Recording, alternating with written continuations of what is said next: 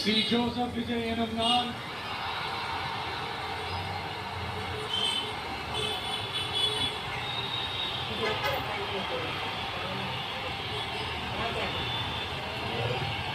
சட்டப்படி அமைக்கப்பட்ட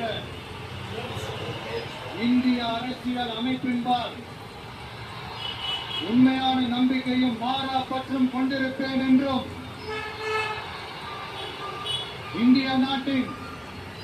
ஒப்பில்லாத முழு முதல் ஆட்சியையும் உரிமையையும் நிலை நிறுத்துவேன் என்றும்